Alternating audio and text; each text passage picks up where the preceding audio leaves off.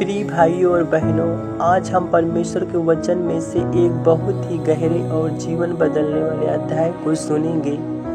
भजन संहिता 51 का एक वचन। यह भजन संहिता दाऊद की पश्चाताप की प्रार्थना है। जब उसने अपने पापों को पहचाना तब वह परमेश्वर के सामने नर्म होकर आया। जैसा कि उसका वचन कहता है, भजन संहिता 51 का एक वचन, हे परमेश्वर, अपनी करुणा के अनुसार मुझ पर अनुग्रह कर, अपनी बड़ी दया के अनुसार मेरे अपराधों को मिटा दे। यहाँ दाऊद हमें यह सिखाता है कि जब हम अपने पापों को मान लेते हैं तो परमेश्वर हमारे पापों को क्षमा कर देता है। इसी तरह आज अपने पापों को अंगीकार करें, कहें कि हे परमेश्वर, अपनी करुणा के अनुसार मुझ पर अनुग्रह कर, अपनी बड़ी दया के अनुसार मेरे अपराधों को मिटा दे। वह आगे कहता है, मुझे भली भांति धोकर और मेरे पाप से मुझे शुद्ध कर। आज यह वचन हमें बताता है दोस्तों, परमेश्वर बाहरी रूप से नहीं बल्कि हमारे दिल को देखता है। वह चाहता है कि हम सच्चे मन से उनके पास आए, क्योंकि परमेश्वर ने कहा था कि उनको बल देता है, शक्ति इनको बहुत सामर्थ्य देता है।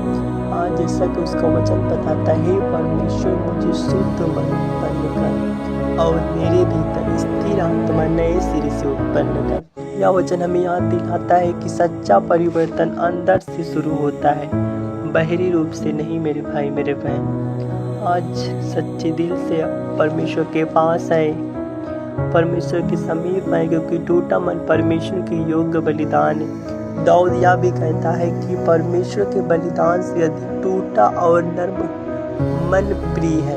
मतलब इसलिए यदि आप अपने जीवन में किसी भी गलती या बोझ को लेकर चल रहे हैं तो आज ही परमेश्वर के पास आए।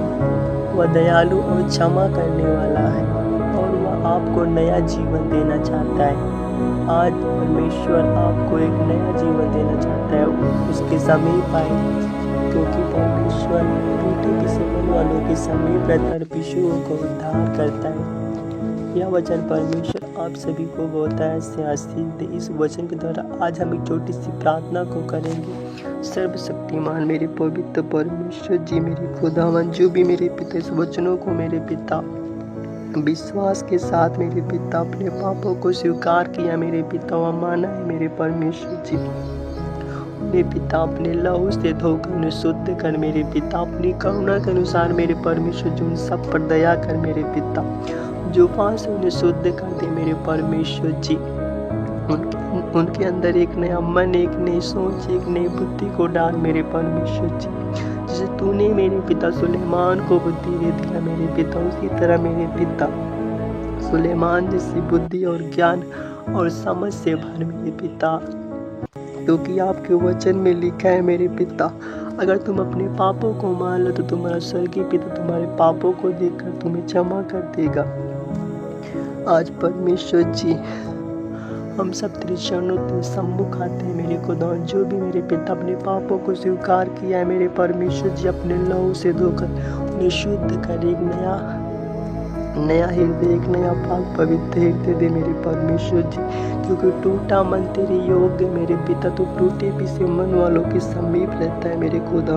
उन सब पर तेरी दया, तेरी करुणा, तेरी आशीष को मांगते, मेरे खुदा, मेरे परमेश्वर जी। आप बड़े और मैं घटू सारा दशहरा महिमा हम आपको देते। इस प्रार्थना को यीशु मसीह के मधुर मीठे नाम में हम मांग कर पा लेते हैं। आमीन, आमीन। God bless you all.